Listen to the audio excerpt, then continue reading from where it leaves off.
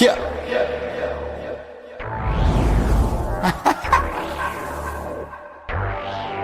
Yeah. I know they mad for no reason. I'm holding on to change my life. Gotta move fast for a reason. I'm holding on to change my life. Huddling. I'm staring at charts until I retire. Yeah. Huddling. I'm staring at charts until I retire. Oh, 700K, I'm selling a Bitcoin. Haters mad, but they listen to this one. More profit coming to my direction. Yeah, you know me, I don't need a mention. I got the remedy, ooh, yeah. They don't just follow me, ooh, yeah. You say allegedly, ooh, yeah. You would subscribe to me, ooh, yeah. Staring at chart, drawing a line. Make a decision, you out of time. Huddling, I'm staring at charts until I retire. Yeah. Huddling, I'm staring at charts until I retire. Yeah. Stay on stage. OnChain revolution.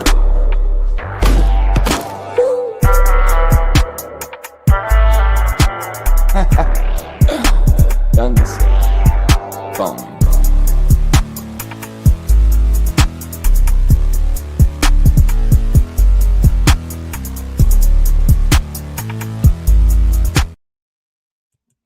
Welcome back to OnChain Revolution. My name is Shizzy. On this channel, we cover the entire crypto ecosystem. What is up, guys? What a show we have for you guys today. It is the same old bullshit that we've been dealing with for the last October 10th, right? I mean, was it going on 4 months now? And this market sucks. This market has been absolutely awful, right? Yesterday we did have President Trump come out and say, you know what? Remember those tariffs from Sunday? I'm not going to do them. It's the same old playbook he's been doing. He controls the market. You did see gold and silver absolutely nuke yesterday, but the buy the dippers came in strong. That's how you know. That's how you truly, truly know if there's a real bull run in something. If you can buy the dip and make money. You can buy the dip and make money. There's a bull run. There is 100,000% bull run happening with gold and silver. I know you're sitting there saying, "Oh, well, that's obvious, Shizzy. Come on, bro." I know, but I haven't seen a dip buy up like that in a long time. That reminded me of an Ethereum dip. That reminded me of a Bitcoin dip. You're seeing normies now come out on X talking about trading silver. When the hell did you see a normal person talk about trading silver? Like, it is getting ridiculous now. Is this a blow off top? I mean, it feels that way. It really does. But like, how much longer can it go up? If all the normies are coming in and they're buying the bags of a lot of the rich people that are selling, that made their money, that's been in silver since $25 and now it's like 95, and they're all kind of selling down. It's kind of like, what is happening? What is happening? And I'm watching Benjamin Cohen yesterday, and he's basically said, selling your winners to buy losers is not what the rich do. They don't do it. So if we're sitting here thinking, oh yeah, they're going to sell down gold, they're going to sell down silver and buy crypto, he doesn't think it's going to happen. Like, and I'm starting to feel that way too. I think we have a lot more pain ahead of us, guys. I think we have to start realizing that there is going to be a lot more pain ahead of us right now, and it's not a good situation to be in. But on the counter argument of that, a DCA strategy, dollar cost averaging, buying crypto every single week until a bull run happens. I mean, that's how winning is done, right? That is how the guys who won in 2021 were the people who were buying the entire 2019 and 2020. The people that won in 2018, 2017 were the people that were DCAing in 2015, 2016. Those guys won the most. You can say you can come in and you can 1000x on Shiba Inu or something, whatever. Yeah, but that's like 1 in a million, right? DCA, dollar cost averaging during times like this, is going to be how you're going to win in crypto. It's going to be how you can, change your life. So just remember that. Just don't get too affected of the day to day. Don't get too affected when Trump comes out because your meme coin dumped, 30%. If you believe in that, DCA into it, but have a diverse portfolio. Today, we're going to talk about a bunch of coins that we feel like a DCA strategy is the best case scenario. These coins could definitely explode in the next 3 to 6 months because there is people using them. We're not talking about coins like Cardano and XRP and the stuff that no one's really using. You can say, yeah, a lot of people hold these. There's a lot of volume with them exchanges. Yes, 100%. They're amazing meme coins. But projects with actual utility, projects that people use on a day-to-day basis, those are the ones that are really going to take off with this upcoming TradFi cycle that we could be experiencing here in the next 4 years. TradFi is looking for chains that make money. TradFi is looking for chains that are looking for innovation, that are paying teams for innovation. We're seeing a lot of, vibe coders, a lot of devs now in crypto, and they're all coming in. And for the first time, they're building projects. They're learning about GitHub. They're learning about Versal. They're learning about all this stuff. And that is the people that are building the next set of projects. No longer these devs from other countries that are just plugging away. It is now you and me are able to create amazing projects. We're going to see a ton of innovation, but we have to be patient and we have to get in projects that are actually going to rise over the next 4 years. No more bullshit. But we have a lot to get into today, a lot to go over. Excited for this one. So without further ado, I'm bringing in my partner here, as always, Mr. Yagobi. What's up, buddy? What's up? What's going on, man? How you feeling today, bro? I feel good. There's certain things that make me a little bit concerned, the reception in Davos, but we're really learning what this new, I guess, approach to the global economy is going to look like. And one thing that I think there's two things here. One, we know that it's changing. Two, we also know that crypto is not going anywhere. Web3 is not going anywhere. It's not going to disappear tomorrow, even though at times it feels very, bleak and dark and stuff, right? And I think today's episode is perfect to remind people of the strong projects in the space. And, when you mention possibly 3 to 6 months, I'm thinking more of 6 to 12. But, it definitely could happen in that shorter time frame. But you got to remember that there's a lot of smoke and mirrors happening. You and I were talking pre-show about, how people are saying quantum computing scaring everybody, right, about the Web3 space. But then yet you have BlackRock, the New York Stock Exchange, tokenizing everything. So that kind of goes against what that statement says. And so I do think that our space is just kind of being intentionally shunned a bit right now. And what is the best thing to do if you are going to stick around and you want your convictions to really just continually push you forward, is to be in the smart plays that we know are being utilized right now or has heavily support from institutions and just, moving forward consistently. If you're going to move forward with your convictions, you need to move forward with projects that are moving forward as well. And I think that's what we'll hit on today. Yeah, I 100% agree. You did mention Trump over in Davos and not getting the reception that he once did. But when you back all these world leaders into a corner, I mean, they're not going to be happy with you, right? And we have to remember too that crypto is not a U.S. thing. Yes, we want U.S. to lead the innovation, but it's a global thing, and it's mainly in the East, right? The East really runs a lot of the crypto. That's why you're seeing chains like Tron that nobody talk about actually be one of the leading, in DeFi and everywhere else, and users and all that other stuff, right? The most money that is being traded on a daily basis. So it is the East. So, and I'm not really seeing a lot of the world leaders from the East in Davos talking Davos. It's a lot of the, European. Is that what it is? Is it more of a European thing?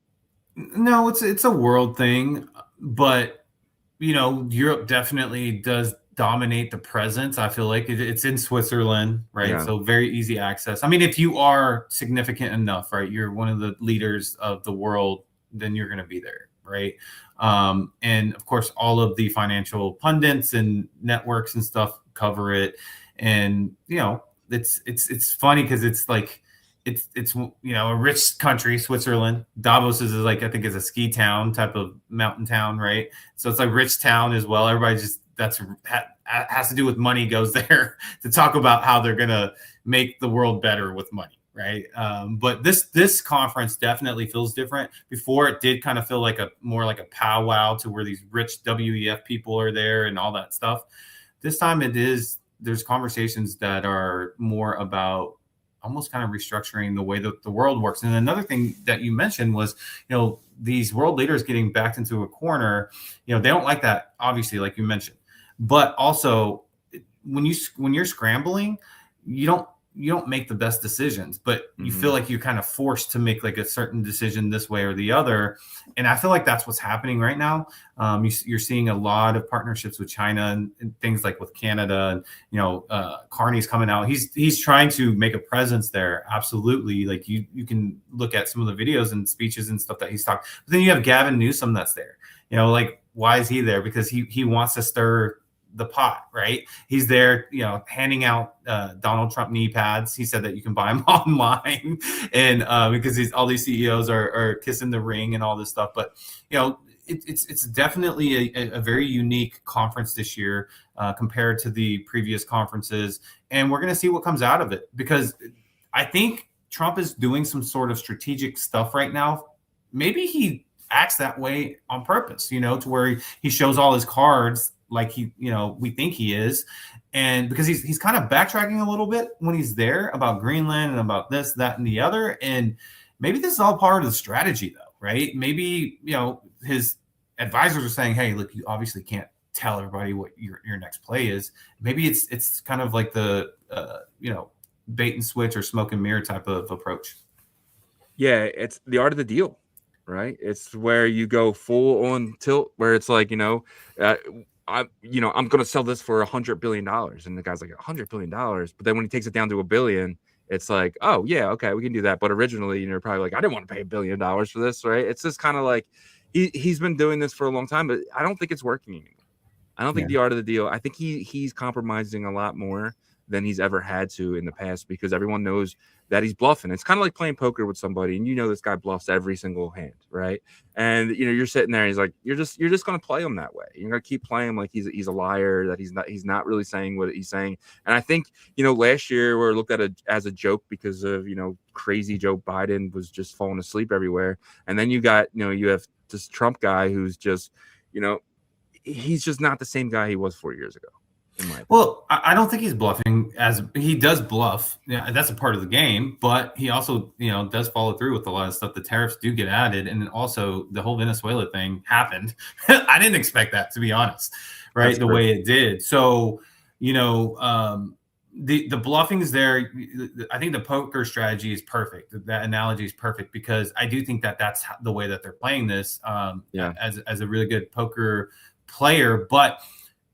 One thing that they might not have accounted for was how strong like the world public perception can be, and how it can influence like just decisions from the people you're playing against, right? And so that I'm sure is a part of the strategy that they're working out. But right now things look a certain way, but we go down 12 months from now and it could completely flip. We could be in a really good, favorable spot. We could be in a way worse spot. We're going to learn, but yeah, I saw that comment. Good comment there.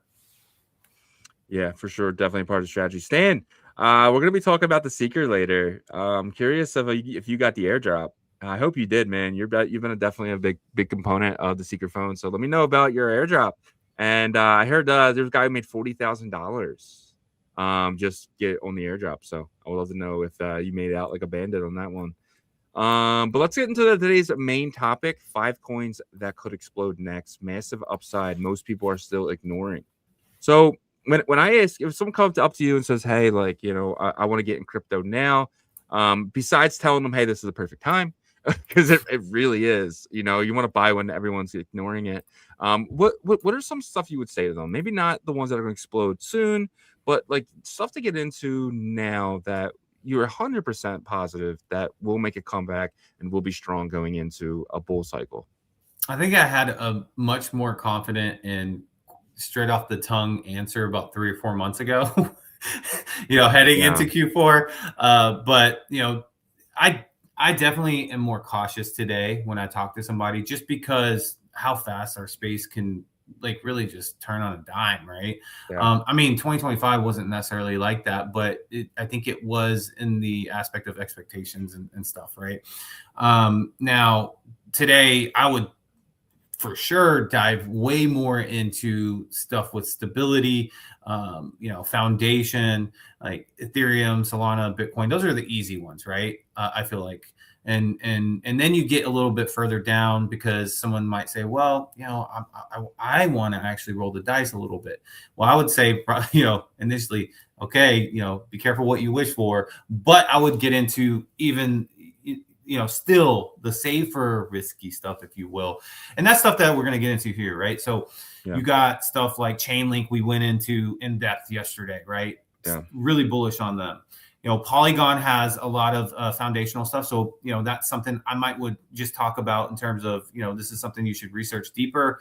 The tokenomics is something that, I would probably research before I would tell anybody hey, this is a solid play. And then you get into stuff like Tau, you get into stuff like Hyperliquid. These are projects that aren't going anywhere and have shown strength over the past 12 to 24 months. And you can go down the line on that risk curve, right? If they do want to get really risky, you could just give them, that warning that, hey, we are, this is where you start to get risky, but still strong signs. Big, some good green flags. You can say stuff like Merlin. You can say stuff like possibly, if you want to go as deep as like Agent Hustle, but we want to stay more on that safer side, right? And on the safer side, I think like Tau, Hyperliquid, those type of projects. Yeah, for sure. And I was thinking of it like this way. If someone came up to me and said, "Hey, what coin should I buy?" I'm going to tell them, be very careful. Don't go too heavy, right? So if you have $1,000, maybe put $100 a day. Or $100, every 5 days, 6 days, right? Make sure you get thing. But one of the tokens I would 100% tell them to buy is Tau, and a lot of the reasons why is Bitcoin, right? Because it's Tau's 21 million.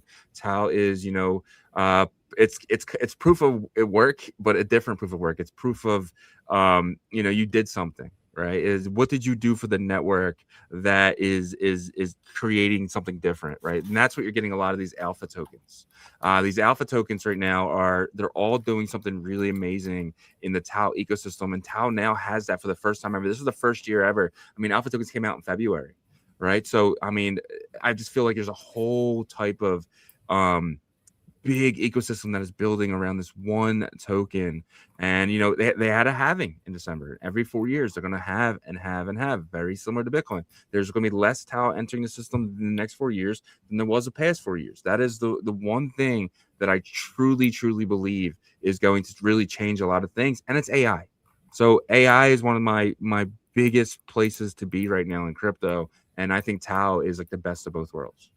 Yeah, and they use proof of intelligence. I just looked that up, by the way, because I knew it was something different, the name of it. And the way that they do it is they encourage like these companies to come on to Tau and create subnets, which, has such a like involvement with Tau itself. And I think that's such a positive when you look at other chains that might not, because it's not easy to think of a mechanism to have the main, token of the chain, just constantly switching into different, hands, basically, right? And whenever you do it with the subnets, it just gets them involved with it, and you're putting more stakeholders there in terms of like their mentality. They want Tau to do well because they're a part of it. Their company holds it with the subnets, or that's what they earn. And sure, you can say, well, they sell it down and all this stuff, but at the end of the day, once you get really involved into an ecosystem like that, you definitely root for it, right? And that's where I think Tau is one of those ecosystems that's really probably underappreciated, but I think over time it'll be more apparent that it's really strong, formidable ecosystem. Yeah, and proof of intelligence is just one part of it, right? It's not fully proof of intelligence. There's a whole bunch of different ways the mechanism works. That is one of the ways. But and it's kind of broken. Maybe that's how it's broken down. But like I know proof of concept. It's it's a bunch of different stuff. I don't think so. Basically, how it works is people you create, so people create problems for you to solve. Once you can prove that you solve that problem, you get paid. But the network is still proof of work in the sense of, you're adding compute to the network. You're giving computer, but it's not wasted like it is on Bitcoin. Yeah. Well, it says right here, consensus replaces traditional proof of work with proof of intelligence, also called UMA consensus. So that's Billy. Is it Billy Siebert? Barry Silbert. Barry Silbert. Is that his company, UMA?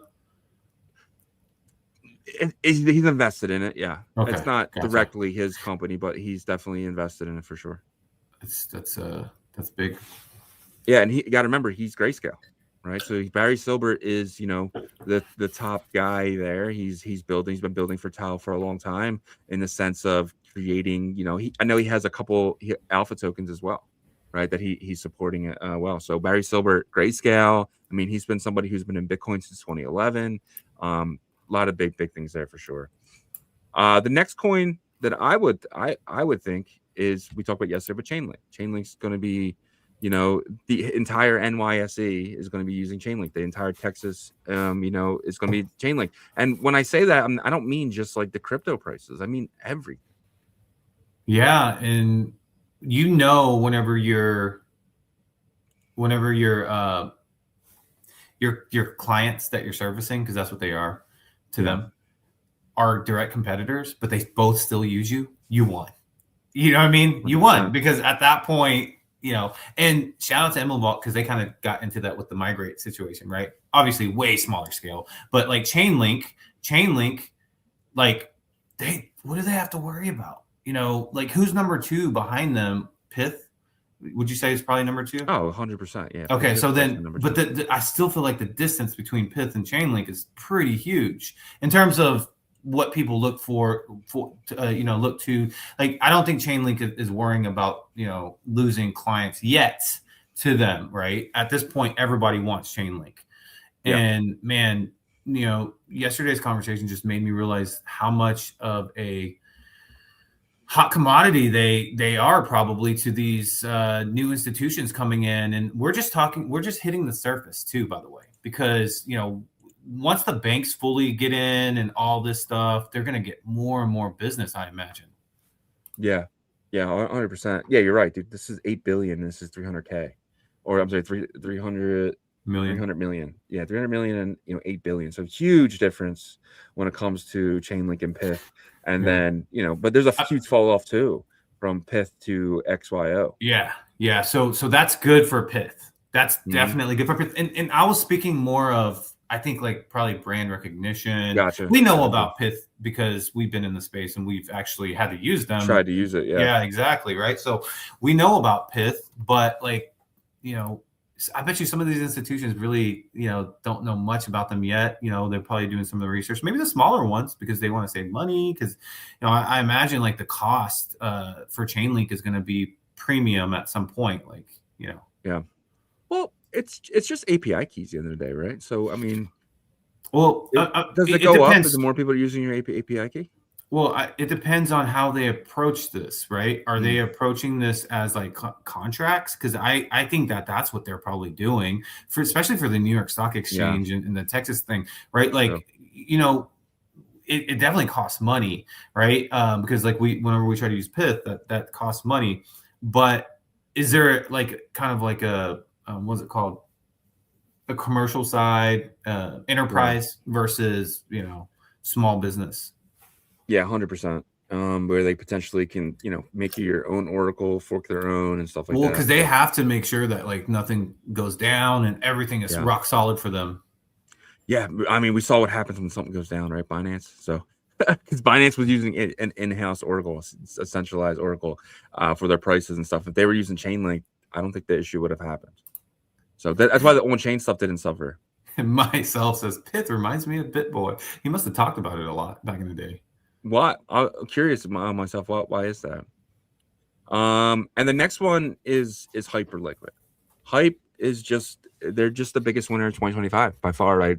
They're just making the most money. They've taken everything that people love about on-chain perps, These are off-chain perps, and they brought it on chain. And they were the first ones to really do it. I mean, you could say DYDX and all these other ones were the first to actually do it, but putting it on chain, in a way, no, but putting it on chain in a way that felt like Binance. That was a difference. When you use DYDX and stuff like that, it just wasn't the same, and the fees were super high, right? Because there wasn't a lot of liquidity. Hyperliquid found a way to add insane amount of liquidity. I have no idea how they did it. It was probably the fact that they were very sought after. That token was sought after the airdrop, and then after that, it's just people were just like, oh wow, I can make a lot of money. I'm putting my money to work here. They created an environment that felt like Binance, but it was actually on chain, and that's why they won. Yeah, dude, you're right. They created a user experience that many didn't expect could be done maybe at that point. Because you had GMX that was actually, really taking the spotlight over DYDX in 2022. And I mean, give them credit for what it was at the time. It was, a decent product. Now, like if I compare that experience to Hyperliquid, obviously it's horrible. But Hyperliquid also got away with a lot of, not a lot of, but centralization. Let's just be honest. There's centralization, a part of that, right? You put Arbitrum USDC in your wallet and you send it over to the Hyperliquid platform, and then you deposit it and you withdraw it. So there was a lot of pushback with that, but it didn't matter because the user experience was good. It was on chain in terms of what they were doing and printing on the blockchain in terms of your transactions. All that stuff is there. So they were able to get away with kind of like this hybrid approach, but really boasting decentralization on there. Now, what happens now? Because you're right, Hyperliquid, amazing what they did in 2024 and 2025, because they're rivaling volumes to pump fund, sometimes more and stuff like that on a daily basis. And so, how do they? This is the one thing about Hyperliquid. How do they evolve from this point? Because they've gotten to a point of volume success. We all can agree upon that.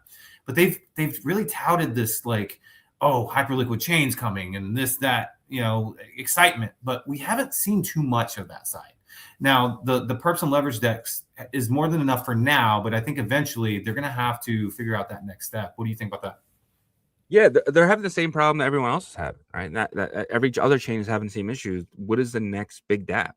Right. And, Hyperliquid, they're a premium blockchain because it's not like if I want to build for Solana, I can build for Solana. If I want to build for Hyperliquid, I got to come up with like a lot of money because you have to lock up a ton of hype tokens just to build there. Just to build there. See, that's why Trove. Why would they do that though?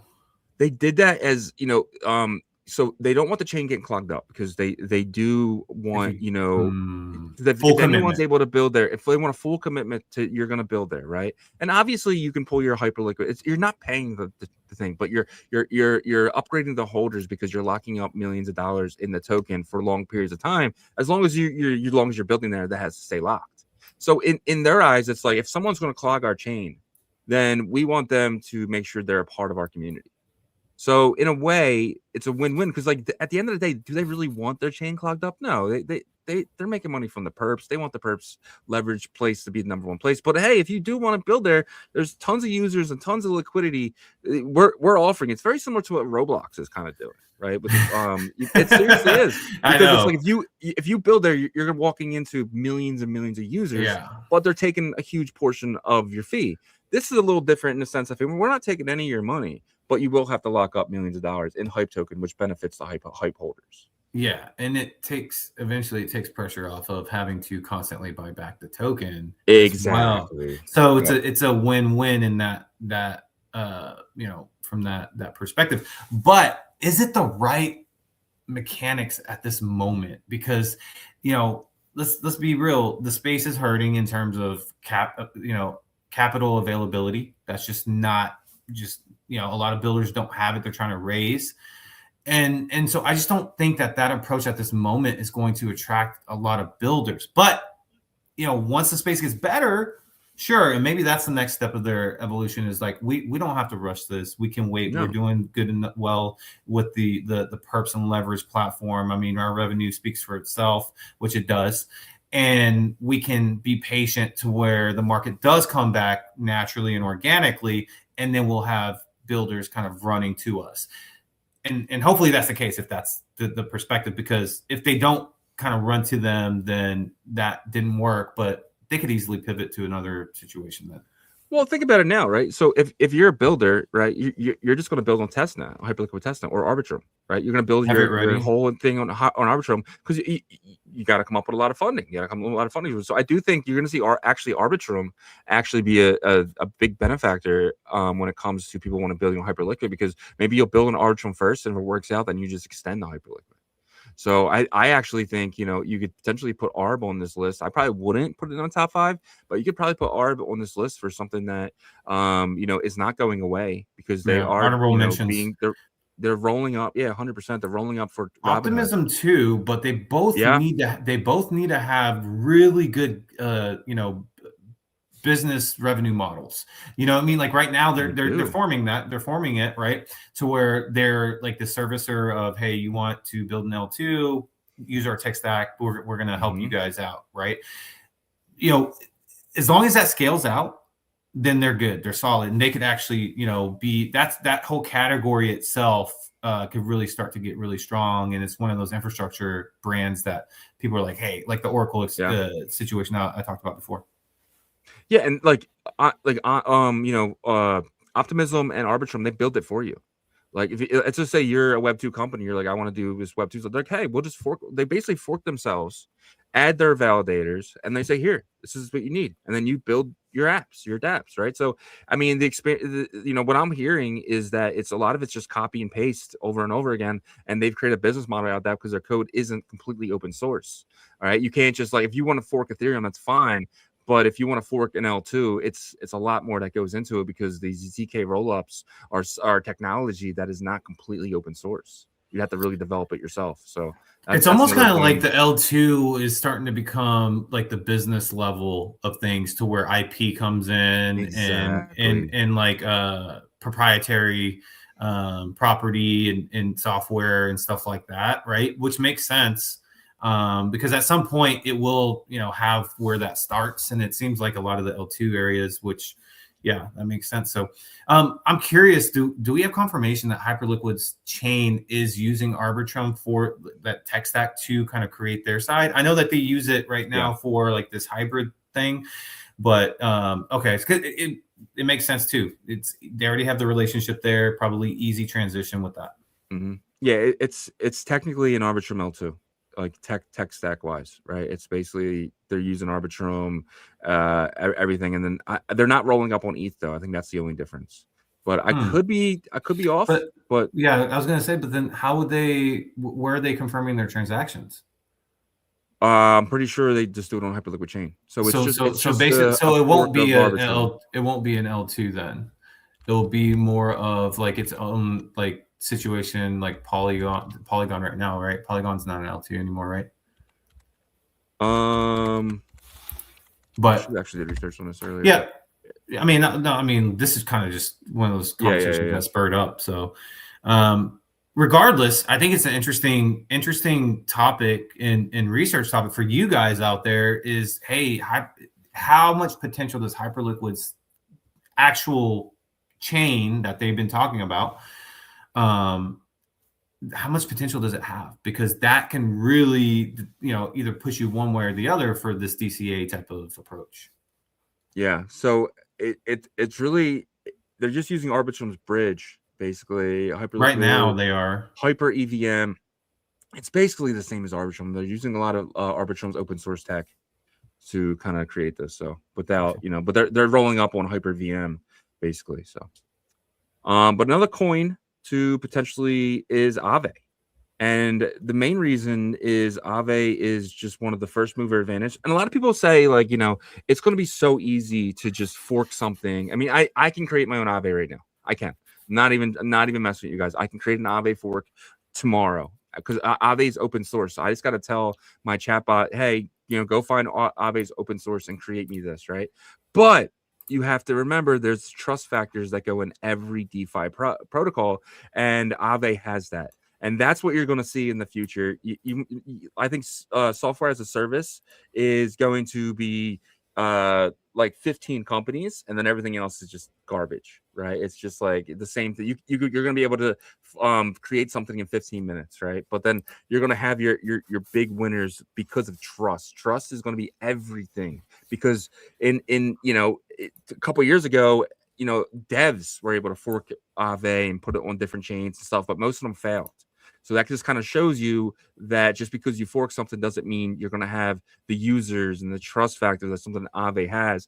And Aave with that name, and it's pretty much going to be on every EVM chain. It kind of already is, but it's just always one of the leaders, right? Lido and Aave are definitely going to be here for the long run for sure. Yeah, and I could create my own like copycat version of McDonald's or another fast food chain, but not win because the branding aspect of it. And I think this shows the actual like psychology of marketing. But yes, the trust has to back that up as well to start it. It reminds me of like, have you ever heard of Raising Cane's? Okay, exactly, right. So I love that place. Driest chicken I ever had. You don't like it? I like it. So if you don't use the sauce, because I'm not a big fan of the sauce, I like the sauce. It's disgusting. I mean, the chicken is like there's no seasoning on the goddamn chicken, dude. I think the chicken has good. I don't know, maybe down up there. Dude, take a bite without the sauce. Take the bite without the sauce. It's the driest chicken you'll ever have. Gotcha. All right. Well, let's go back to the point here. So there's this other chicken tender company called Lane's, almost the sauce, everything the same. Yeah. And it started out of like College Station, Texas, where Texas A&M is. And it worked its way through Texas, but like Raising Cane's has gone like global, actually, I think. Yeah. Right. There's two here. That's my point though, right? It's like, Aave has been here. It's been proven. If you try to fork it, it's too late. Like it's already taken, has that trajectory of momentum. And that's the psychology, the marketing psychology at that point with brand recognition and strength. So, with Aave, the one thing that I would say is how strong is the institutional relationships going to be? Strong enough for them to create a centralized, protocol. So, I think you're pretty on point with Aave having that potential, because now, what does that look like, by the way, in 5 years? The fact that they have the centralized product, and we know that they're separating it. You have the DeFi side, and then you have the centralized thing that's going to service these institutions. But what does it look like in terms of once they start to, like TradFi in our space, start to merge more? They're going to look at Aave as a big winner because they're using them. 100%. And how it works, Aave is just the white glove service for the DeFi part of it. Because right now, people make a lot of mistakes when you're doing Aave. Like, let's just say, like, I remember when FTX went bankrupt, right? FTX had a whole bunch of money in Aave. They took a loan against a lot of their crypto. And one of the bankers, or one of the people that were part of the bankruptcy committee, went in and they took out all of the token that they were borrowing against, and immediately liquidated them. They lost millions and millions of dollars because some idiot withdrew too much of it, and it immediately got liquidated. So it brought their liquidation price up because he took out too much. The collateral was taken out, and it got liquidated in seconds. So in order to prevent that not intentional? It was completely accidental. I mean, dude, bankrupts, they lost millions of dollars. And they reached out to Aave, and Aave's like, there's nothing we can do. You guys liquidate yourselves.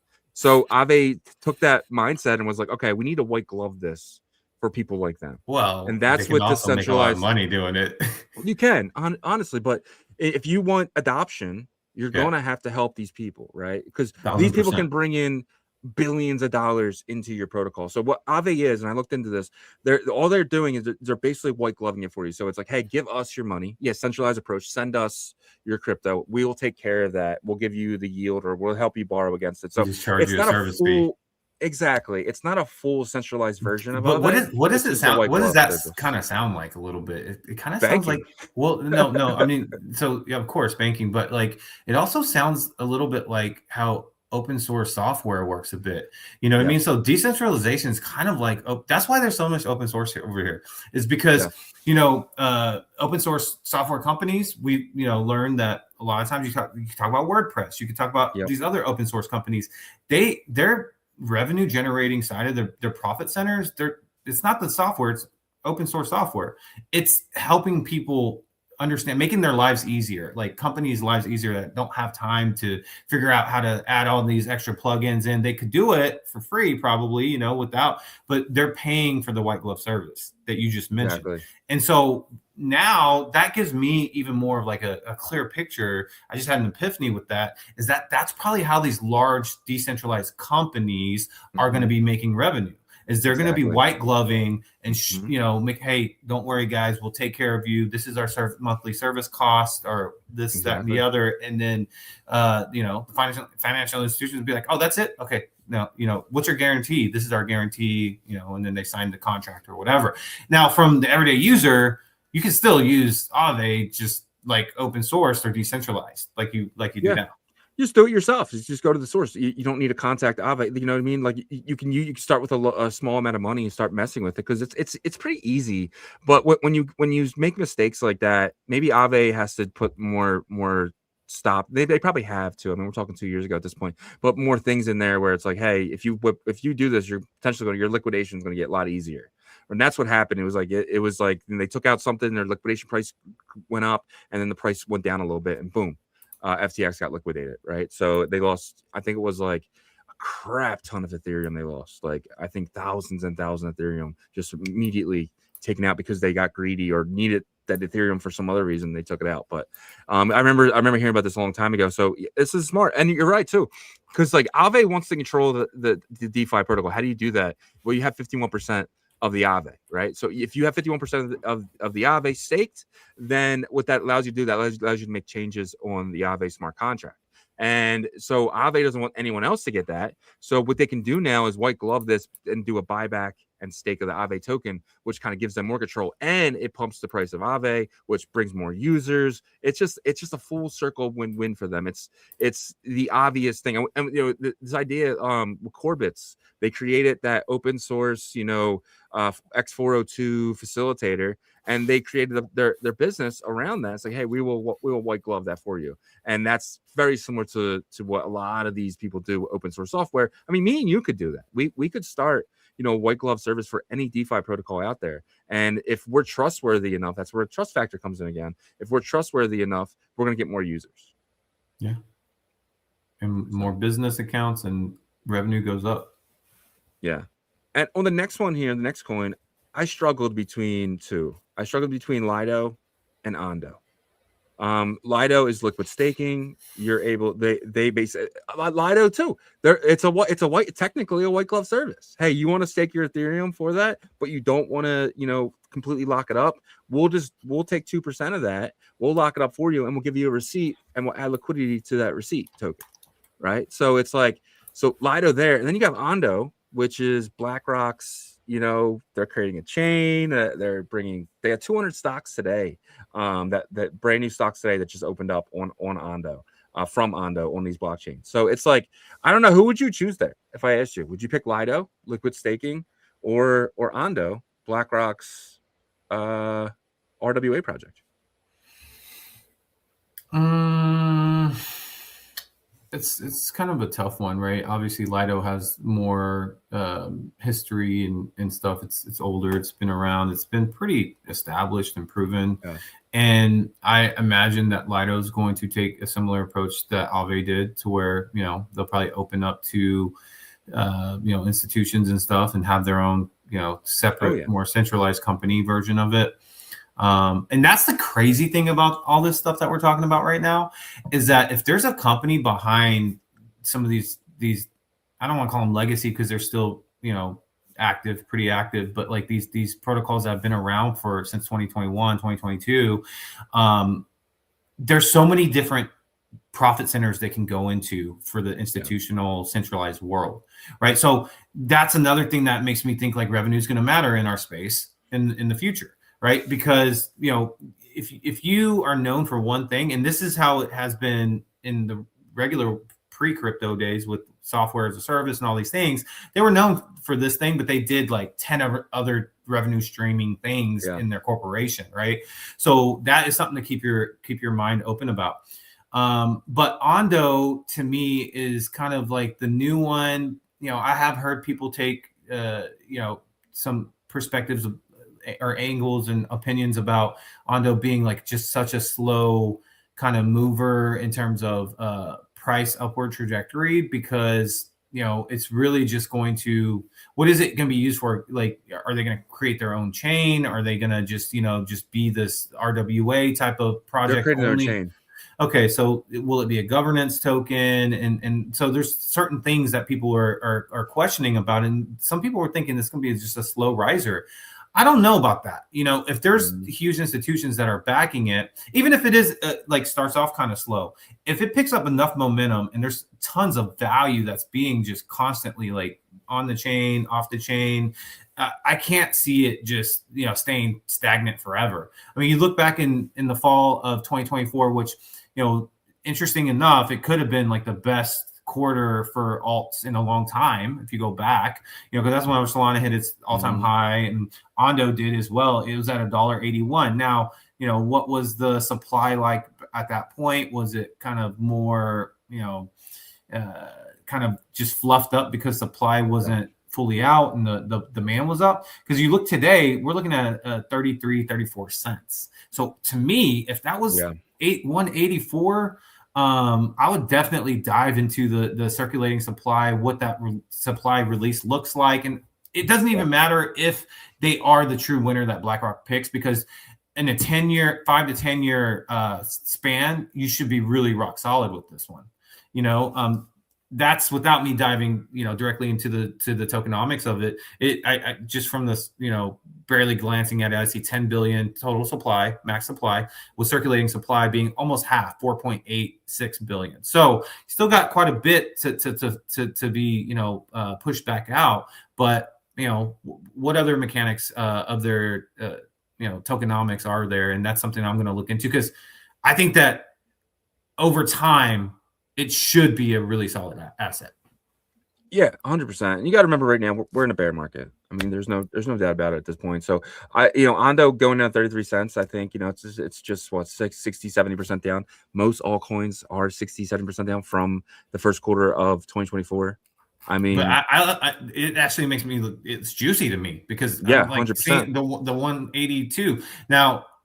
Like, I don't think that you're going to see an ICP situation, because ICP launched in like when everything was popping, and $100 to $3. Yeah, you know what I mean. So like, for that to happen, Ondo would have to go below a penny, really, or something pretty crazy like that. And I just don't see that, especially with their chain launching. It's BlackRock. There's different conditions, completely different conditions. Yeah, right? 100%. And there's rumors that the Texas Stock Exchange will be running on the Ondo blockchain. Like, that's one of the rumors that's happening as well. Yes, 100%. And if Ondo's an L2 on top of Ethereum to kind of roll up those transactions, I think that's the only way you can do that. You can't just put a new L1 out there and say this is going to be this, because there's going to be where your validators. It's too many questions. But if you're just going to fork Optimism or fork Arbitrum and then roll Ondo out like that, I mean you could win. I mean, you've seen Hyperliquid, right? You can definitely win. So Stan had a comment who said Bucky's. Yes, Bucky's is great, but he also said Morpho. Morpho's an interesting one that you can tie to Aave, because it's the competitor of Aave. Do you think Morpho's too new? No, I think Morpho is handpicked by Coinbase, right? I think that's who Coinbase is using for their borrowing and lending. So I think they're definitely can compete. I think Morpho is mainly on Base, while Aave is mainly on Ethereum, because I don't even see Morpho. Okay, Morpho is number 9 in TVL on Ethereum. I'm curious. They're on Morpho's on 31 chains, while Aave's only on 18. So yeah, I definitely can see Morpho as an up-and-comer for sure, Stan. I think that could be a really good potential. And they've been more in the for sure. They've been more in the headlines too, but. If you look at the longevity of Aave and what kind of conditions they've been through and survived, like, I think that speaks volumes for them. 100%. And that's really it. And another one I put it here is Sonic. I think what Andre's building with this flying tulip, I think it could truly be the next big thing, and it's going to be running on the Sonic rails. right? So this is just something to keep in the back of your head. Sonic is at like a 5-year low. It's just something that I keep looking at 8 cents, and I'm like, holy shit, this thing was, $2, $3 4 years ago, right? And if it can get some flying tulip style, liquidity running on it, I mean, damn, dude, it's definitely one of my sleepers for this upcoming cycle. Do you have any sleepers? Some sleepers that I do think Merle popped into the top 85 at one point, right? But as of recent, a lot of the tokens that did well towards the end of 2025, they're kind of pulling back a little bit. They're in that group right now, but their business developments to me are what stick out, right? Like getting on Coinbase Perps was such a big step, and it's not easy to do at all, because especially a token that comes from the East. So that's something I'm looking at right now. And then, so these are like honorable mentions, right? Or like not even honorable mentions. I'd say like potential a little bit further down the risk curve, maybe more newer. I already talked about Polygon, not new. That one's established, but let's see where they go. Polygon could be a good one. Yeah, where they go with their business developments, as they've been crushing it with that. Do they continue down the nation state route? Do they continue down more the corporation partnership route? And also something to think about is stuff like Sonium and some of these other, corporations that are starting their chains. What does that look like whenever everything is fully like, into our industry and it's merged together? Because as of right now, they're still trying to figure out infrastructure stuff, but that is something that could take off strong and quick, Sonium type of chains. So 100%. A great conversation today. Great conversation. Comments are awesome too. He said, "Would the channel the top energy companies for the most popular LMMs?" Top energy companies, bro. I mean, I love you saying, but I think he's saying, I love your energy company. I think he's talking about like the ones that support, like I guess, would they be like investors too? Maybe some of them that invest in these AI models, or no? Yeah, I mean, it'd be weird because it's such a obviously energy is what powers the AI models. But I've never looked directly into those relationships, and I just don't know if they're there, because I know that the relationships they're forming between mining companies for sure and AI model companies, right? That's forming for sure. But the energy companies, they're so regional too. I don't even know. Well, I think you're gonna see like Google turn into an energy, and like they have their own energy company, Google Energy. Like I just feel like they're gonna figure out ways they have to, and you know what I mean, because like you're not like Trump came out a couple weeks ago and said, hey, we have to make sure that these companies aren't overpowering our systems and destroying the grids. And Google came out and they're actually making so much money off this AI stuff that are actually helping the grids, right, and stuff like that. So, well, I found a couple here. It says key energy companies and startups using backing AI and LMM. So Chevron, Solvay, PTT, Technip, oil company, oil companies, and that's another thing. There's like little sectors within the energies that are interested in them. You see Next Era Energy, Southern Co. That's where it gets kind of regional too. It's so weird, but I mean, you can't like completely ignore that relationship is, I think, it probably grows stronger as the AI model is going to be more dependent for sure on them versus, but then the energy companies know what the ceiling for revenue in these AI models. You don't have a ceiling yet. I feel like you don't know where it is. 100%. Myself says energy web token, which is a Polkadot, I think layer 1 built on top of Polkadot. That could be one. I was actually invested in that a long time ago. I'm curious how they're doing. I'll take a look at that. And then Jason Sinclair says XCN. I don't know enough about that. Jason, for you, man, I'm actually gonna look into that one and see exactly what it does for sure. And then myself says those are all well established tokens. They've all been cozy on 100 for a while. That's kind of what I'm talking. That's exactly what today's episode is. Just in this bear market that we're in, if you're DCAing into these type of tokens, I think you're gonna win. And I don't think you should go all in on one, because things have happened. But if you choose 5 tokens and do a DCA strategy over the next year and a half, I think you're gonna win. Yeah, and there's tokens we obviously didn't talk about that could have definitely gone into this top sure. 5 for sure. I mean, if you want to go a little bit more boring, you can say Solana, out of the established ones. And I say boring as in like it's an obvious kind of selection. Everybody's looking at Solana as, the sexy, boring, L1 or whatever.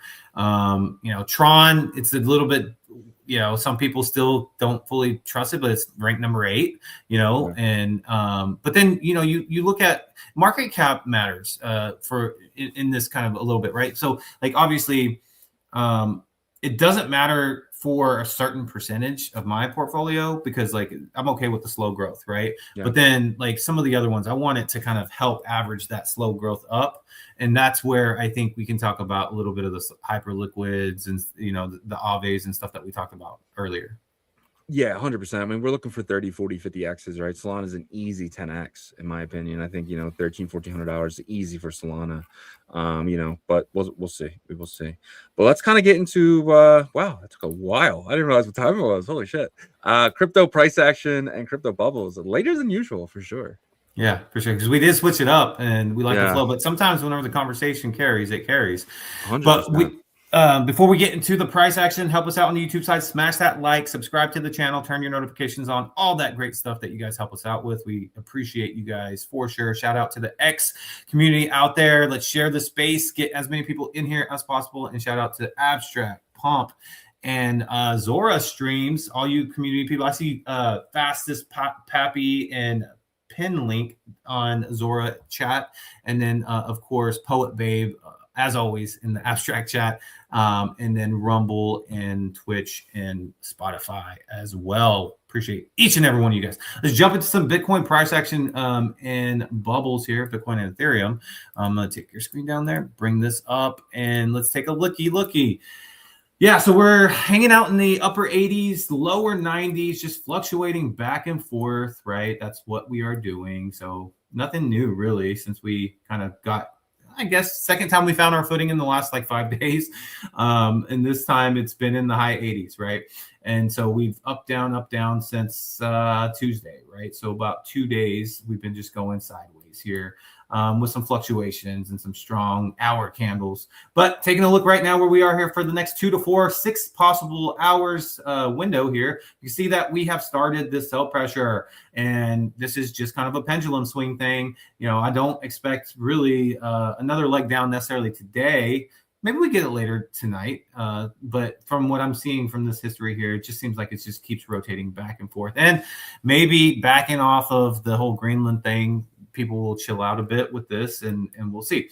But yeah, I am definitely seeing, chop with some more downtrend. So let's say we kind of swing the pendulum back down to this area. You're looking at the, mid 87,000 and then, swinging back and forth back to like high 90s. So if we are going to swing back down here, we should see something like the low 88s and high to mid 87s in the next, 4-6 hours. And that's what I'm thinking until, we see some further evidence that, hey, we could be heading down to something crazy like 75 or low 80s.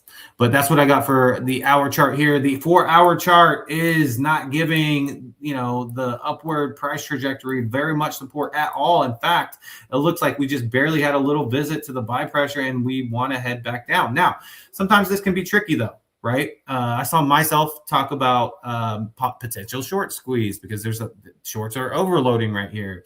And I could see a possibility of that. But for that to happen, we got to get faked out here a bit. And the 4-hour chart seems to be the perfect place to do that because it looks like it, exhausted the very quick buy pressure session that we had on the MACD. And if we were to fake out here, we would start off probably something like this and then build up and then bam, liquidate them. Now, that is the hopeful scenario. Okay. If I have to pick like a based off of indicators, I would say this just don't look good for upwards. Right.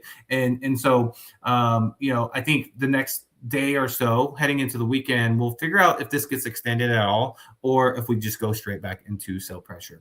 Sunday evening is going to be interesting because last Sunday evening, we got the dump. Do we get a follow-up dump this Sunday evening?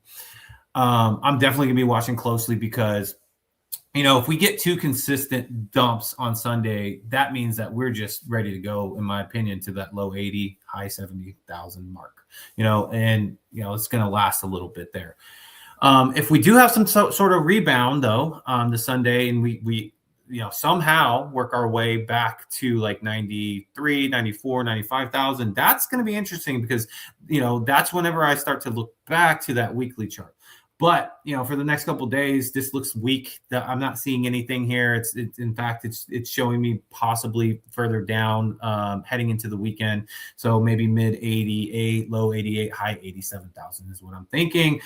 If this plays out, and this gets exhausted here. But keep your eye on it because I think by tomorrow morning, we'll know pretty much where this wants to head. So that is what we are seeing on the 4-hour. And we go to the daily, just getting started, third day in a row with this sell pressure session for the MACD, which it was good for us to get out of this buy pressure. Look at this. I mean, it was extended for a long time, right? So you got what goes up must come down. What goes down must go up. And, this is kind of the downtime. And so we're going to see how long this gets extended out here. If it's a kind of a regular sell session, pressure session on the MACD on the daily. Now, we go to the weekly, which is the one that I have been, keeping up with consistently because I loved the setup and I still don't hate it necessarily, but I said, watch out for the fast line here on the MACD. If it starts to give us some curvature to the downside, we could start to see this extend out. And that means more down here, which means more down here. So, very important, I think, heading into Sunday. Sunday's really going to give us some good indication if we are going to push this out, get a little bit further down, strength to the sell, pressure to the downside, or if Sunday decides it wants to kind of bounce back up into the mid to low to mid 90s, we could start to get back on track where we are here. So very important Sunday evening, in my opinion, here for Bitcoin. So that's where we are, guys. We're kind of in this place where things look like they want to go down further. There could be a reversal turnaround. That's on the table, but we need Sunday to be strong for that to happen. And if you were to tell me, probability says no, I don't think so. But as we know in this space, anything can happen. And that's Bitcoin for you guys. Ethereum is going to be a very similar, outlook. You can look at ETH here on the hour. Looks like it, is exhausting some here. So we'll see if this can continually exhaust. But it is following Bitcoin almost to a T. There's potential for this to bounce back up and start to break down here. But if it does, maybe it tries to shoot to go back over 3K. This candle that we had this decent wick on, it didn't make it to 3K, right? So last time we were over 3,000 was over here on this candle, which was 7 a.m. Central, so about 8 a.m. this morning Eastern. So about 4 hours ago. About 4 hours ago. We need some pretty strong push up for this to happen. And if that were to happen, then that could look like it wants to go on another leg up. But I'm not feeling that. I'm not seeing that from, the Bitcoin chart as well. And then the 4 hour, the sell pressure looks like it's exhausting here. We did see some green, I believe, on the Bitcoin side, but ETH just looks like it wants to close up here. But you can see the stochastics here looking like this is interesting. We're seeing a little bit of divergence with the price here on the 4 hour as this wants to come down. And we're seeing it's not strong though yet. If this was to be a stronger candle, I would say maybe. And this needs to be a little bit further down. So let's see if this divergence plays out on the 4 hour for ETH. That's interesting. That's interesting for sure. But same thing, like I said, following Bitcoin here, almost to a T daily, the third daily red candle on the MACD as well. So yeah, Bitcoin, Ethereum, very similar. We'll see if it plays out that way, kind of sideways to the downside. And let's go to the crypto bubbles here in the top 100. We got River getting, let's make sure. Okay, there we go. Still green though. I got lucky on the daily. So, majority of these alts are green. That's interesting. You can see on average, we're seeing about 2 to 5% pull-ups. River is actually green. I thought it was red, but on the hour it was. It's up for the day, 14.3%. So it looks like if you're holding River, people are starting to take some profit because in the hour it was 11.3% pullback. And then you got WillFi up 6.4%, Rain up 14.1, Stacks up 5.2, Morpho up 5.3. What do you think is happening here? Why do you think there's a little bit of a, it's green for alts right now? Bitcoin is kind of in this weird place. It's not necessarily just crazy red today, but it's doesn't know where it wants to go right now. Yeah, yesterday you showed this and everything was bright red, right? So I just think that everything's just sideways, right? It's just, I wouldn't even call it a bounce back. I would just call it sideways. It's just, it's just something we're just seeing this for now. We're going to keep seeing this. Tomorrow we're going to see all red. Friday we're going to see all green. Saturday we're pendulum swinging back and forth, basically. And I mean, we're sitting here, we're talking about Aster 2%, Arrow 3%, right? For these, I mean, it takes like $1,000 for some of these coins to go up a couple percentage points, right? Like it's not much, and I say that sarcastically, but it's tens of thousands of dollars, maybe $100,000 that goes one way or the other, right? And this could just be traders, right? A lot of it could be traders getting in on red days, getting out on green days, getting in on red days. And you got to remember, there's always an area to make money, and altcoins. If you're somebody who is very happy making a couple percentage points here and there, you're going to buy in red, and you're going to sell on green. I think it's the easiest trade ever, right? So, especially for something that potentially you don't mind being in for long periods of time. But I think these are all really great buys at this point. So if you're buying now, I think you're in a really good position. Yeah.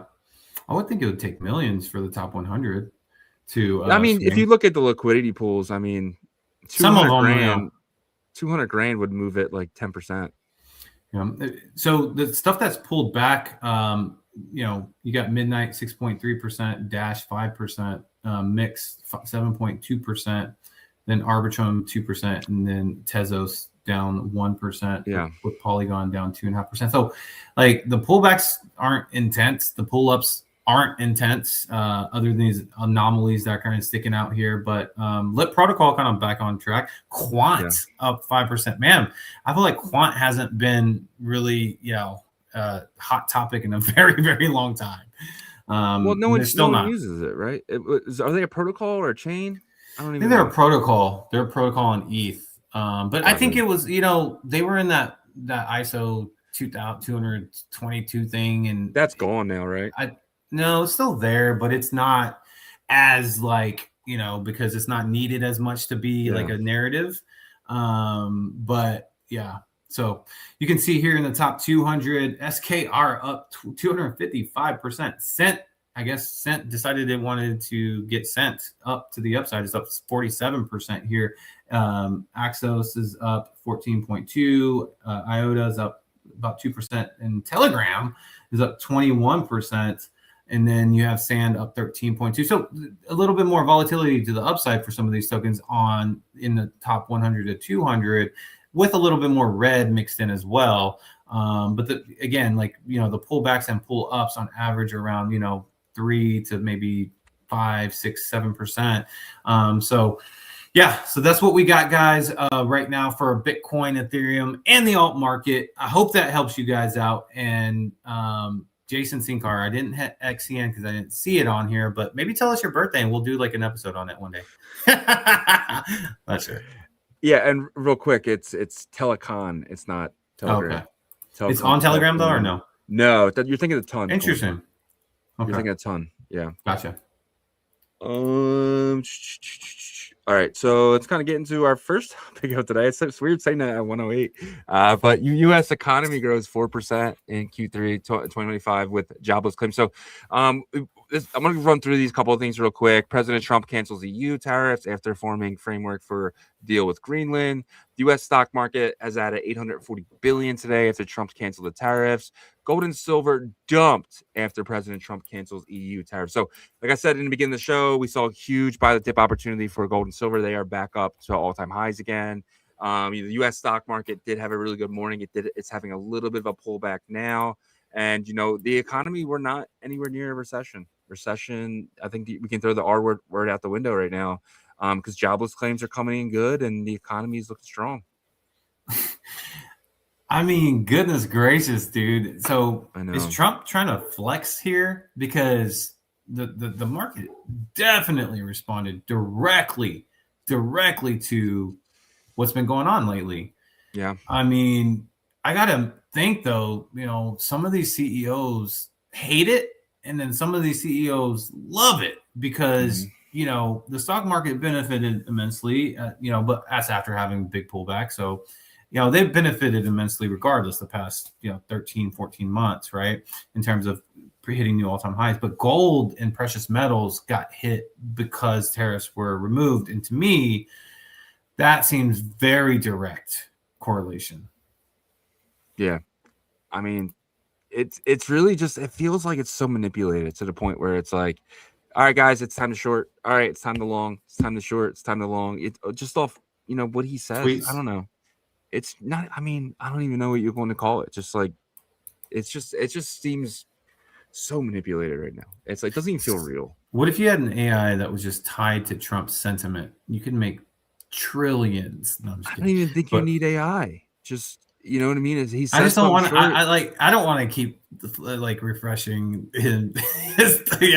I'm about tired of the headlines. It's better than working for a living, right? I mean, honestly, if you're gonna sit there, you're just working. But you'd be making a lot more. Let's say you had a hyperliquid account, right? You had $1,000 in there, and you were just saying, "I need to make $200 a day," right? And you were sitting there, and you just for 8 hours, from 9 to 4 o'clock, you stay at your computer, and you say, "Okay, Trump said something short, long. He said something short." You know what I mean? It's like, I don't know. People did that with Nancy Pelosi's picks and moves. Yeah, for sure. Coinbase announces new quantum computing advisory board. So Coinbase, this is good. Yeah. This is basically them trying to get ahead of stuff. So this is basically an open source platform where if you have any breakthroughs, you kind of put it there, and everyone on this board of advisory, they're all going to be trying to make a quantum resistant. Because last night I was checking some normies out, some normal like stock guys and stuff like that, and they all hit on Bitcoin. And they all kind of said the same thing. They were like, until this quantum resistant problem gets handled, I don't want to be in Bitcoin. And it just doesn't make any sense, because these same people are going to be trading stocks that are going to be on the blockchain, and they're saying this, but your stocks, are going to have private keys as well. Like, your wallet still has private keys. So if we're worried about private keys getting hacked by quantum computing, then why are we putting everything on chain? It just seems like it's such a an excuse right now to not get in crypto and stay in heavy metals. Well, okay, so there is one little argument I didn't think about too much, to where, because stocks and banks are centralized like to a T, like they have the ability to revert, you know what I mean, and do these things to like go back and fix something. With Bitcoin, you can fork, but that would just be a mess constantly having to do that. Now, I think more than anything is the threat of, because there's Bitcoin Core is working on this quantum issue. And if you don't think that, Michael Saylor and Larry Fink aren't making sure that this is going to be taken care of, then that's pretty nuts in my opinion, because they're just so deep into it. And let's say you can say, well, Fink can just, offload all his clients' ETFs and all that stuff if he really gets worried about it, but Saylor can't. You know what I mean? Saylor can't do that at all. Like, you know what I mean? Like, if he does, he's done. Yeah. And so, and he's going to make sure that this problem is taken care of, because he said it too before. He's basically like, when he passes away, I think he said he's taking his Bitcoin with him or something. Didn't he say that? Or like he's doing something? He's burning it. Yeah. He's burning it for society or for Bitcoin holders or something. Yeah, he's never going to get the private keys. Like, he basically he's going to leave it in a hardware wallet or something. He said that to kind of, he was insinuating kind of it's like a give back to like the Bitcoiners in a sense whenever he passes away, right? Well, that's what Satoshi said. So someone reached out to Satoshi and said, hey, I lost my, this is 2012, 2011. I lost my keys. And he said, well, think of it as a donation to all the holders. Okay. And that's kind of the concept where Saylor's kind of running with here. So if he cares about that enough, then he's going to make sure that like nothing is going to jeopardize it in that sense. And if that does happen, like to where he feels like there's no way around it, then I think we're going to have a really bad day. But I don't think that's the case. But, I don't think they understand as well as like what's happening. with Core and some of these developers that are working on this issue. Yeah, for sure. We'll see what happens. But one takeaway I got glancing on this was they said they feel like Bitcoin being quantum resistant is 10 years away and quantum being 5 years away. That's what I got from two different sources, right? Not even on the same page. Was they think quantum's going to be faster than Bitcoin Core. But I think there's a lot of incentive for Bitcoin Core to, especially BlackRock. So the thing I hear when I hear that is, how can you protect against something that's not fully like here yet? Yeah, you know what I mean. So that point is a little bit, they got a point there. It's kind of like you can try to protect as much as you can for anticipation. But until the full, and I think that's why there needs to be a full like quantum team, like that's dedicated, that's supported financially. What Coinbase is trying to do. Yeah, but financially supported by Saylor and these other big groups over there, right? There needs to be a foundation at this point. I mean, not because people say, well, foundations are only for companies and stuff like that, but like what you need to have, there needs to be like a lot of focus on this. I think, I don't know. I know, like we go back about 8 months ago, this was kind of a light-hearted conversation. Yeah. But it just needs to be nipped in the bud. So there's we know that there's stuff being handled. 100%. The next thing here is yesterday, Farcaster was acquired by Neynar. Neynar is actually the back end. They raised like $14 million, while Farcaster raised like $140 million. But Neynar now, they don't know if this was just given to them. Farcaster was like, here's the money that we raised and everything. But Neynar was always the back end, but the back end just bought the front end here. And they're still saying these decentralized will still be Farcaster. They are pivoting in the different areas, kind of getting away from this decentralized Twitter, which they were supposed to be. Now they're kind of getting into more of a wallet type area. I don't even know, like that's how bad this market is right now. This is one of the topics that everyone's talking about. So I definitely want to bring it up, but I think it's a nothing burger here. I do think that there's been a lot of confusion with Farcaster and where's what does the future look like? What's the next step? I mean, and when I say confusion, I'm talking about some pretty big announcements, right? Like with Base and Coinbase and Farcaster, just kind of, which is weird because like I still see it on my Base app, and I signed up for an account. So is it more just fluff headlines and technicalities that of the relationships, but they're still supporting each other? I don't know, but it just seems like there's like a lot of uncertainty of what's happening. But maybe that's why this came out, was like, hey, look, we're going to squash all the uncertainty. We're acquiring it, and this is how we're going to move forward. Yeah, it's up to Neynar now what they want to do, right? They have a great opportunity with Base. It does feel like the Farcaster guys just ran out of ideas and want to move along. They want to, go build other stuff. So that's kind of what that's what this signaled to me. The Farcaster team just wants to go build other stuff. They want to kind of get away from this burden, which Farcaster has become. But the back end people, which we know are usually not great at like the social stuff and marketing and stuff like that, but they must believe in what they've built to this extent. To they're like, okay, you guys, if you guys don't want to believe and move forward, then we'll take it. Their only customers, Farcaster. So it's true. Like, but they did put money. They put a decent amount of money up for it, right? No one knows. No one. People think it was a gift. What? Okay. Yeah. Well, that changes everything. Yeah, I know. Hey, we don't want this anymore. Maybe that's what I'm saying. It felt like it was a burden that they just got off their shoulders, and they were looking for people to buy it. Nobody wanted to come in and buy it. I mean, you could just make it yourself, right? So. And you got Mr. Unfiltered saying, waiting on the Farcaster airdrop. Bought premium and some NFT. Yeah, I don't know. You're gonna get that, buddy. Well, I hope it does well for your sake, Mr. Unfiltered. Yep. I had some other stuff. We can get into stuff tomorrow, but let's get into the news from the trenches. This stuff is good. So Ralph, we got to talk about it. Ralph was a Bags app coin that was created from a slipping words here. It was what's that called? I use it all the time. What is Where it? you put the code? You put the code? GitHub? GitHub. Yes. Farcaster was Farcaster. Well, I'm all over the place. Ralph was a GitHub. That's this guy where he was just deploying and it was going absolutely insane. It was like #1 GitHub repos. He was, deving the crap out of this. And then he had the token Ralph. Then we had Gastown, Ansem pumped Gastown. And then yesterday he comes out and he's like, I made the wrong decision.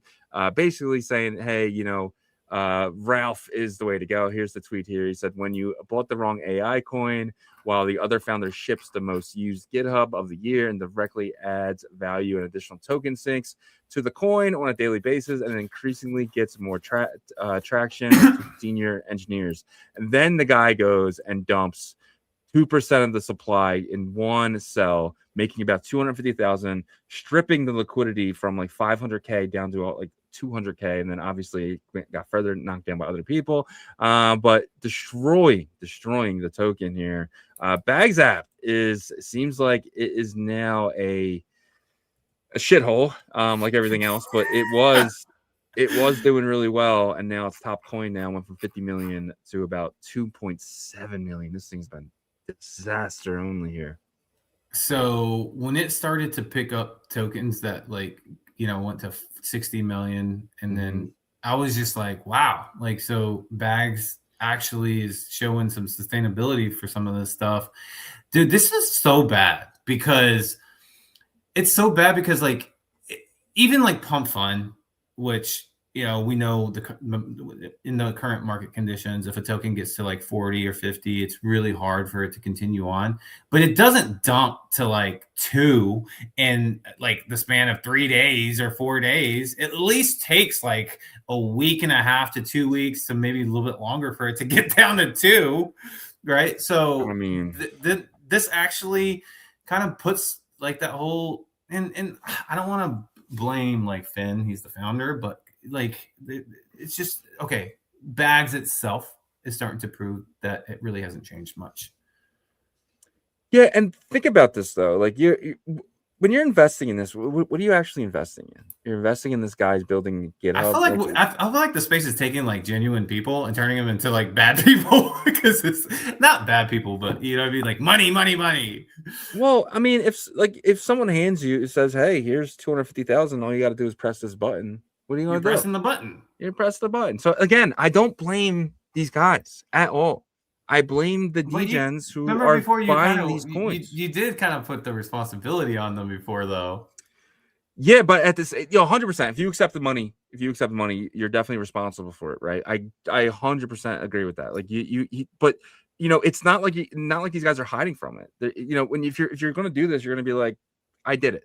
So what are you going to do? Sue me? There's nothing to sue, right? Yeah. I guess you could try to, but I feel like he's definitely responsible for his dump, and he was probably the first person to tell you, yeah, I did it. You know what I mean? What are you going to say? We know. I can see your wallet, but you know what I mean? So taking responsibility for this, it's definitely on them. But at the same time, if you're buying the shit, you have to understand that's where I think majority of it needs to fall on. And because again, we could go back to the conversation of expectations and stuff, and everybody's different. People grew up differently. I actually grew up that way of more of having expectations on certain people and kind of learned to get out of that, which helped me a lot. But the space itself, it's like this, the space sabotages the space a lot of times, right? Because what they're doing is saying, oh yeah, this is amazing, this is awesome, this guy is the most used GitHub ever, and they pump it. And I mean, it's a game, hot potato, right? Whenever they do that, I guarantee, this is my personal opinion, I don't have any facts or anything on this, but I bet you there's a little bit of Ansem in that way down there, right? Okay. Whoa. So I'm just saying, my opinion, and I'm not, that's not anything proven factual at all. That's my opinion. I'm assuming this. I don't know for sure that he did sell or anything like that, but that's the game that's played over there. It's hot potato. And if you can get, the price up, then it's like there's a ticker that's constantly going on now. It's tick, tick, tick, tick, tick, tick. When is the the last 30 seconds to play hot potato starts. And that's whenever it does every single time. You got to know that. And the space does. And the problem is there's probably about 30% of people that end up like getting screwed, or more than that, maybe like 40, 50, 60% of people that get screwed. And then, the 30%, 40% end up taking all the money. 100%. Yep. It is what it is. Like, but I just think the space is so, meme coins right now are just so uninvestable. Like, why would you get into a meme coin right now when you can buy Chainlink for $12, when you can buy Hyperlink for $20? Like, there's just so many better investments right now of projects that aren't going to dump 90% tomorrow. Well, like, I just don't think this is the area to you can't try to get rich right now. I think it's stupid. Well, I mean, it's the casino effect. Like, I know we joke around and say that, but this is a literal casino at this point. 100%. To where the people that like go to the casino once every 6 months with their brother or best friend and have fun, that's fine.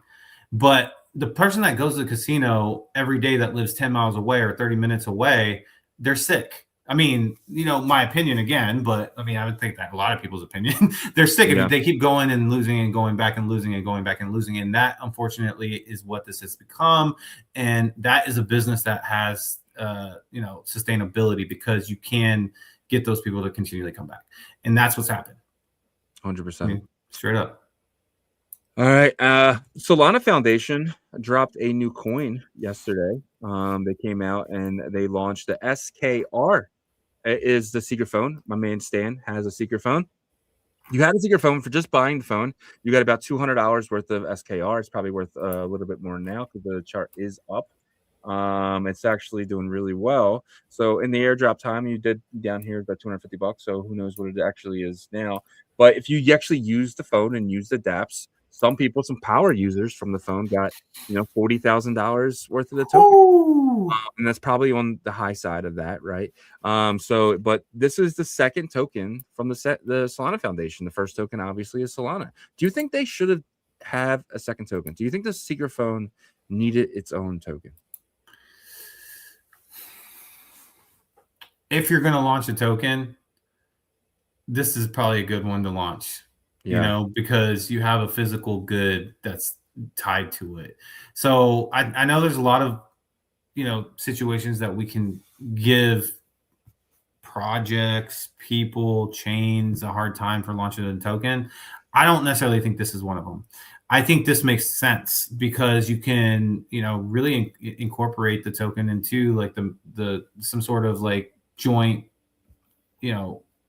harmonious type of relationship with the phone and the apps that you have on the phone and these type of things. And it's actually kind of cool because, if you got that phone, you probably want to use it anyways, because you're trying to figure out how to use the apps and how you can maybe, use it to your advantage in the space. And now you just got, a nice little bonus for that. Yeah.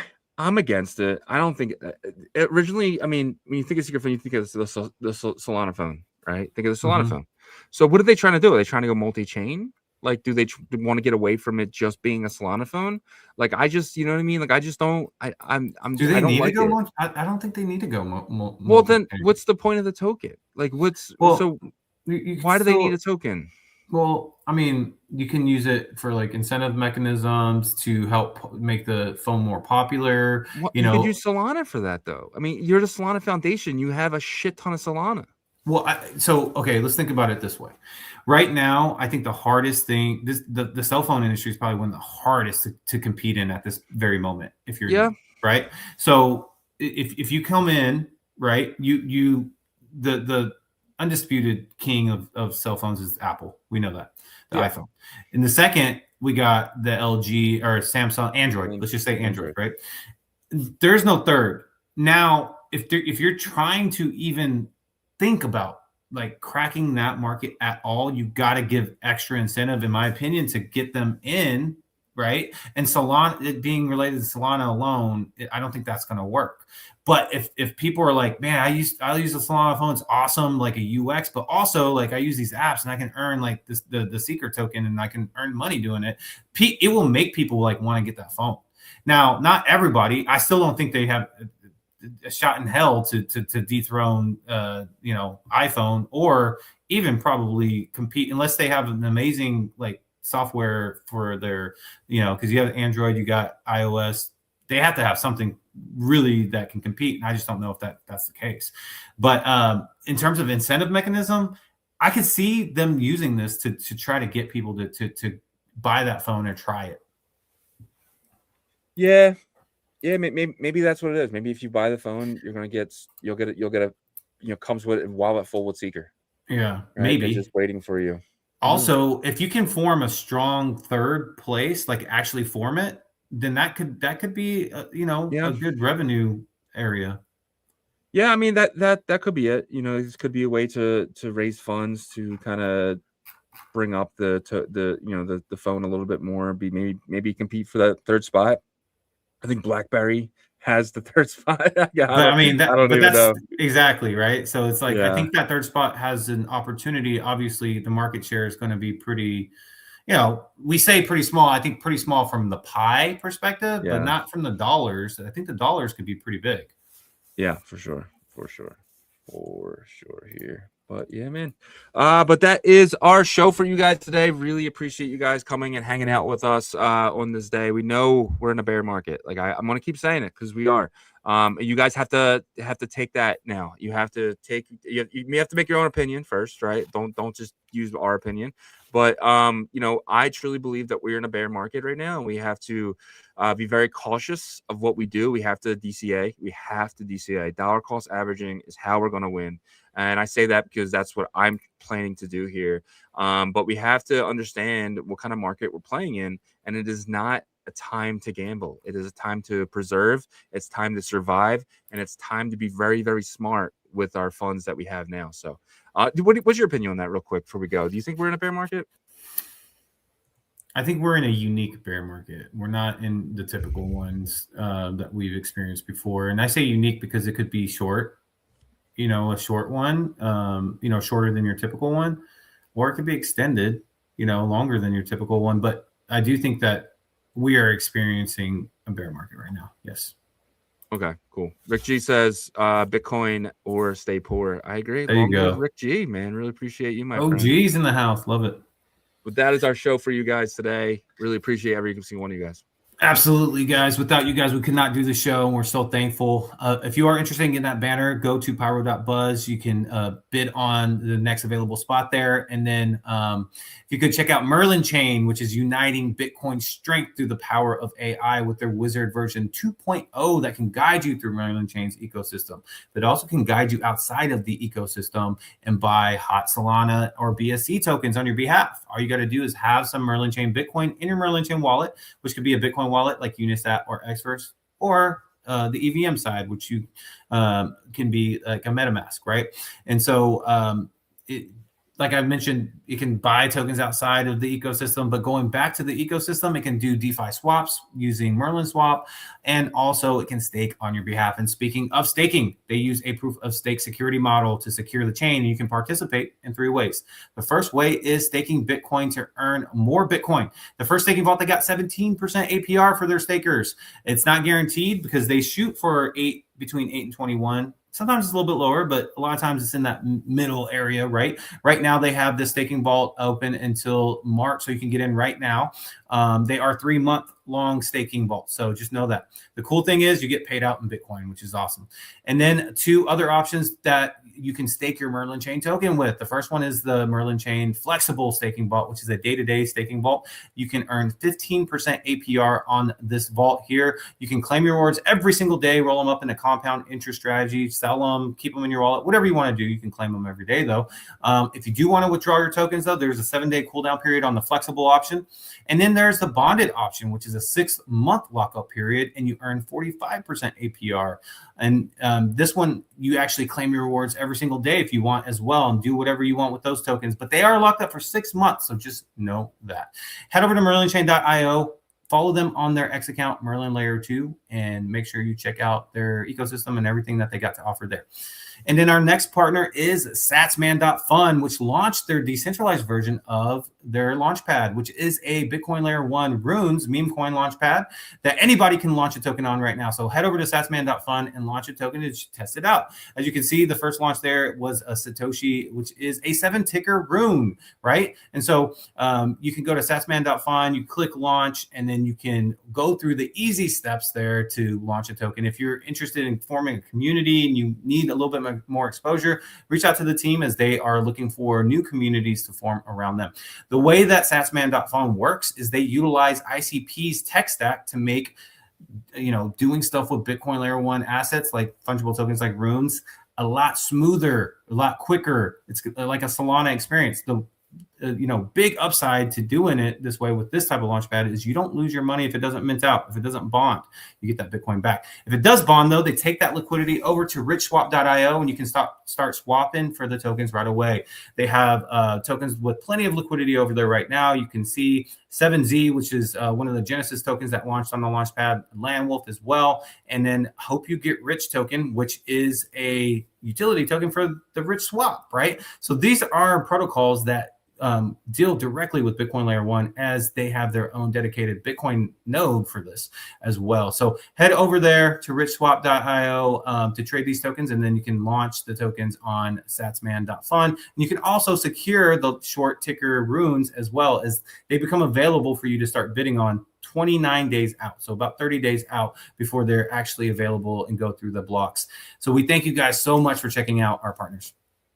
Yep. Great job, man. As always, if you guys have a few more minutes and wouldn't mind checking out onchainrevolution.io, some of the best articles dating all the way back to 2023. If you know someone just entering the space, please send them our website. Really feel like it can help them get started and code up to where we are today. If you guys haven't checked out our daily articles, this is kind of where you need to go. As soon as you wake up, check this stuff out here, yesterday's, today's, and really dig in to what is happening in the markets. We do it all so you don't have to, and just check it all out here. And if you guys need a VPN, we got NordVPN. It is security and privacy. Why do you need a VPN? Well, if you want to use Hyperliquid, if you want to use MEXC, if you want to use sites that geo-block you for your location, that is how you do it. Or if you just want to change your location because you feel safer by not giving your IP address out to these crypto websites that can actually come and find you.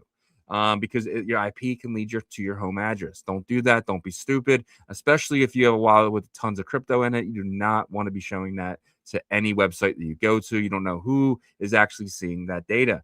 So definitely want to get a VPN and use our Nord link. You actually get a 70% coupon. Do not go to nord.com by yourself, because if you go there, you're going to be paying $11.59. Use our link here. You get it for $3.39. Lock it in for 2 years. Set it. Forget it. And on top of that, if you guys need a Ledger hardware wallet, I highly recommend Ledger. It is something that is proven. It's been around for a long time. And as long as you don't give your keys out to anybody, your crypto will be safe. Get yourself a Ledger today. If you're going to buy it through us for sure. And remember, guys, we are live Monday through Friday, 11 a.m. Eastern, 10 a.m. Central, 8 a.m. Pacific, and 3 p.m. UTC. Check us out all week, guys. And until tomorrow. Peace.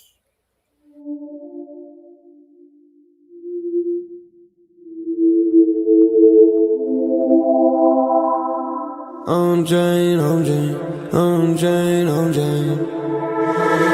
revolution, roll call, market recap. You not bullish enough, no. You're not bullish enough, no.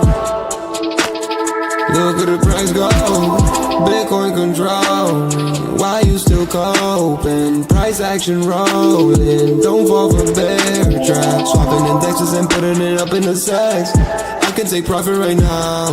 OnChain is where I be now. You can never look back. They don't want you to know. How did the market react? Fear and greed gotta adapt. Now we bridging the tokens and marching the network right now. You know how crazy we are. Nookies are savages now. They know how crazy we are. Chain abstraction, main attraction.